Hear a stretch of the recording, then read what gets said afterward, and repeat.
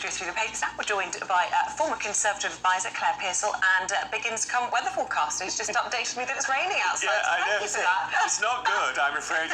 It's not a good Are day. you pleased to be in a cosy, warm studio instead of outside? We're so lucky. Yeah, we are. Where shall we start this hour?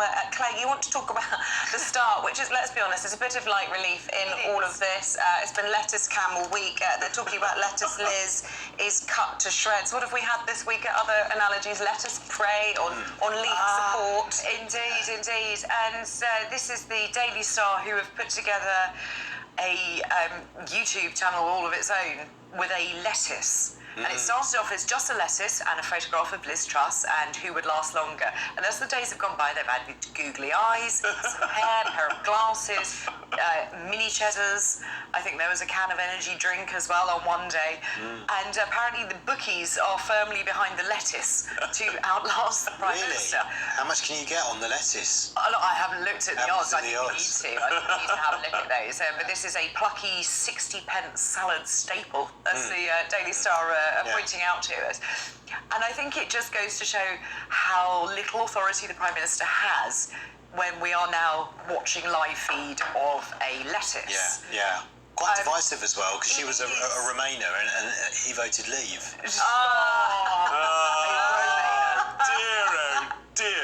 You are the king So of many dad jokes. I've never met anyone who can do them so These are well. dad jokes, Yeah. aren't they? They really are. But I think we needed a little bit of light entertainment, and I do feel very sorry for Liz Truss, but I do quite like Also, the eyed just very quickly in the corner, they're also mentioning this korma. curry. Yeah, the curry that looked like Boris Can you Johnson. hold that up? Because otherwise our viewers who are watching won't let's see it. see if we Those did. who are listening on the radio, you do your best description of a spaghetti Yeah, dinner there we go. that looks like This Boris is Johnson. in the top You're corner gonna have to here. zoom in, I don't know. This one there, or 9, there you go, But there you go. see there. Yeah, a bit difficult to see, but there's essentially, it was someone spotted a curry, came out, and it looked like Boris Johnson apparently with the... Looks a bit Trump-esque, if you ask rice. me. Yeah. It's the hair. It's the orange tan. And it says, I am enjoying a pilau talk on Return by Bozo. And this is what politics has been reduced to. This is like food stuff. Do you know what, though? We need a laugh. Honestly, I can't remember a time like it. And if we haven't got humour, what have we got? You know, as a nation.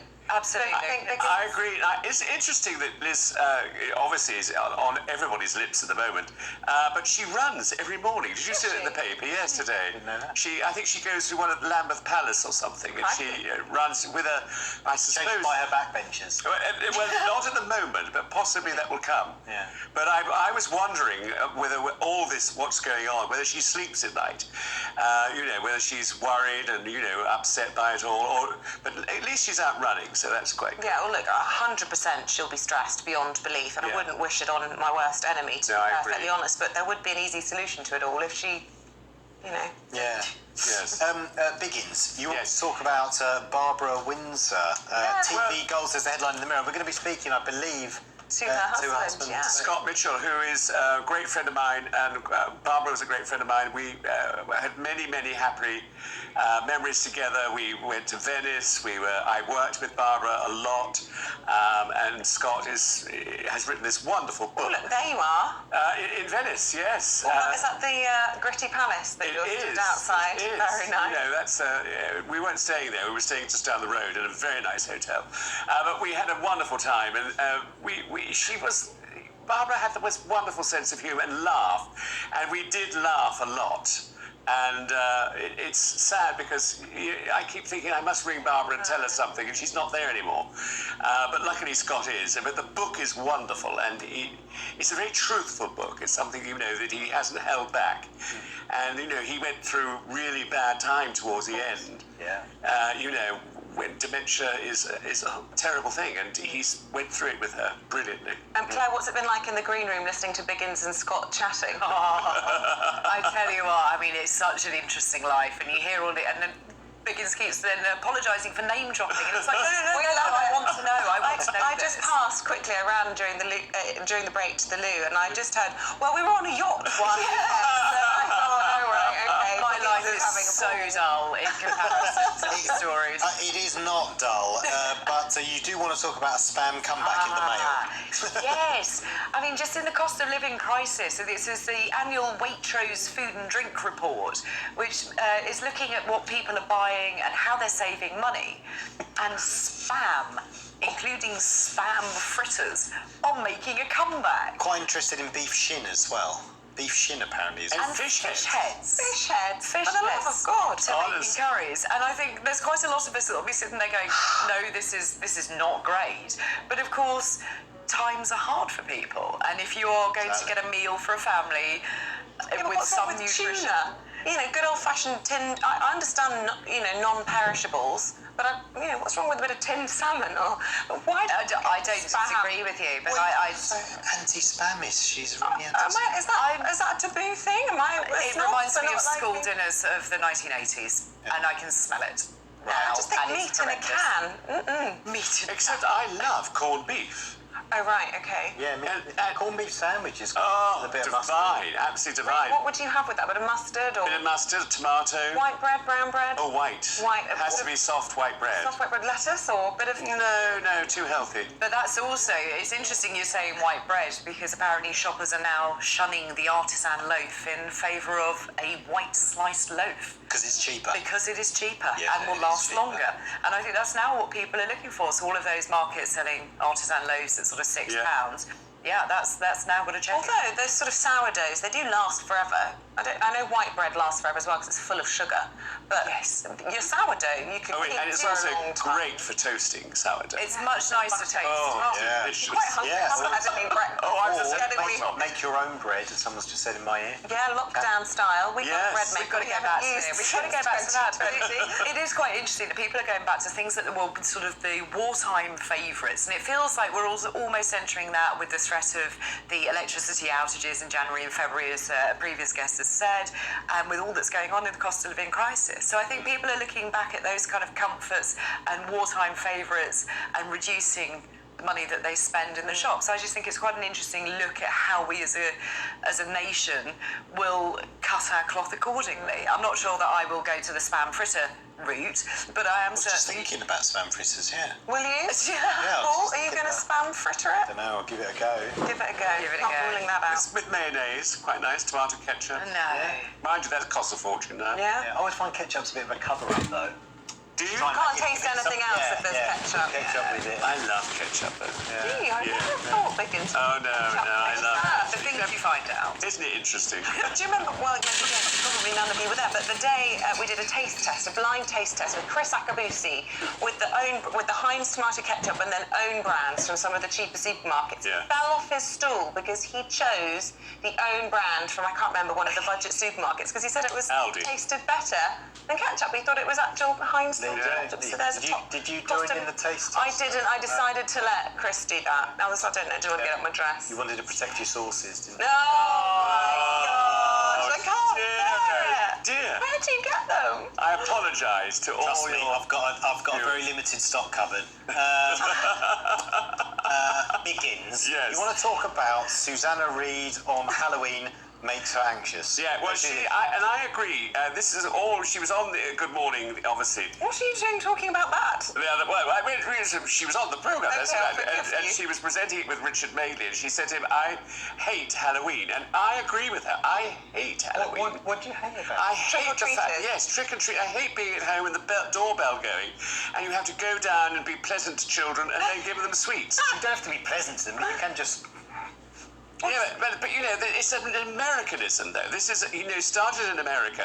Suddenly it's become hugely popular over here, and I think we've got enough of those things going on. Do you know, Biggins, I'm normally with you on the anti-American rhetoric. I really am. I can't bear how everything's commercialised. But as a mum of kids who Yeah. love fancy dress, Yeah. love sweets, live in a really tightly knit community where every other house sends their kids to the local school, it is so lovely Halloween is the loveliest thing. Really? As opposed to when I was a child, where people would sort of be slightly threatening and would chuck an egg at you if you didn't. Yeah. I honestly have been completely converted to the Halloween American. And do you It's brilliant. But is it a Absolutely thing brilliant. that you have to have kids? Maybe as a kid. Yeah, I perhaps it think is. so, I mean, do you decorate the front of your house and things? Everybody Yeah, we does. do. Really? Yeah, I mean, it's really sweet, and our kids have got their costumes. They're completely pumped. They cannot wait. Great. It's lovely. Yeah, I have a teenager, so he's more interested in just the sweets, but not actually going out there and getting them himself. But we do have a rule in my little village that if a house is decorated or has a pumpkin outside, then you can knock on it. If it doesn't, then people want to be left alone. Oh, that's a good Everybody idea. abides by That's a that, fair and actually rule. it works really, really well. Yeah. So you don't have to open your door, and elderly people aren't being disturbed or threatened or anything like that. And normally it is little kids coming around all dressed up, and they're ever so polite. And I don't mind that. I do mind when it's adults going out there and just getting drunk and then starting knocking on doors, which we've had a few times, and I think that You've had that a few, what, just adults? just adults. Oh yeah. By adults, Drunk. sort of 16, 17, 18, or... And older. Should Really? know better. Oh yeah. I mean, I think they What did you say to to the local pub. I told them that they perhaps would like to move on. In a I always think, brave, because you probably get tricked. Well, yeah. I was quite cross. I always think though of the Halloween films, which are so terrifying. Yeah, maybe. You know, and you think, my God, this is it's frightening. You know, suddenly, and you never know. All these children wearing masks. You don't know whether they're going to murder you or anything Well, like not that. if they're this high. Well, they could be. They could be. What do they call now? I've got to be careful what I say now. Is it significant height or something? What is it? Something height? You can't say the word beginning with D. You can say, dwarfism. Yes, can you say that? Yes, I think so. Oh, you can? Yeah. But you know, my bugbear with Halloween is the plastic, genuinely. People buy plastic pumpkins instead of a real pumpkin, Oh, which that's will ridiculous. decompose. Yes. Why? That's ridiculous. Why? Well, Single- cost of living crisis lasts longer. You can use it again next year. Yeah, but they last for 500 years and will never decompose. I'm just making the case for the defence, playing devil's advocate. I know. Perhaps they Yes, should have Halloween. used a plastic lettuce for Liz. Would never You go might switch to anywhere. a pumpkin next week. Ah, Last Well, in all yeah. seriousness, Susanna Reid might say Halloween makes her anxious. Lots of people will be worrying because that is the day Jeremy Hunt has to balance the books to the nation with the OBR's sign-off, in all seriousness. Absolutely. So it is going to be a bit of a scary time in the chamber. Yeah. I think we need to be able to have that statement come out. It's just really, really unpopular. And the timing of it on Halloween, I think, was genius, really, of whoever put that out there. We're never going to forget what day it came out. Oh, yeah. But there is going to be a lot of attention on it and lots of political horror metaphors, I imagine. Go on, have you got one? No. Well, you said it yourself, didn't you? Horror in the chamber and all that sort of thing, and you know. It is, you know, broomsticks. Yeah, Maybe I should exactly. bring, Zombie government, blah zombie blah government, blah. Yeah, I've got a etc., black etc. cat. Maybe I should bring him into the chamber that day and set him free. Yeah. Yeah, exactly. Yeah. I didn't really talk about my the story at the BBC. Oh, go on, yeah. Because this is we went straight to Barbara, but BBC's top of the props. Oh, yeah. Centenary, because this is their 100-year celebration. Yes. This is quite good actually, because what they're doing is they're bringing out all the iconic props that have been used. Oh, okay. So, like for instance, the statue of Queen Victoria, which Barbara famously threw to the ground. The old Vic. But that's come back, and also Philip Schofield's gopher, and fantastic things like We've got a Dalek there. a Dalek, which is of course iconic, and all these things. I think they're putting it on exhibition. Actually, that'd be pretty good, especially Gordon the Gopher. Yeah, I know, I know. That's our era, isn't it? We all loved Gopher, didn't we? I bet Philip Schofield would hate to see him. Yes, I think he probably would. If he suddenly pops up with that, I'm serious news presenter. Biggins, Claire, it's been a pleasure. Thank you Thank both. you. Do come back again soon. We'd love to see you.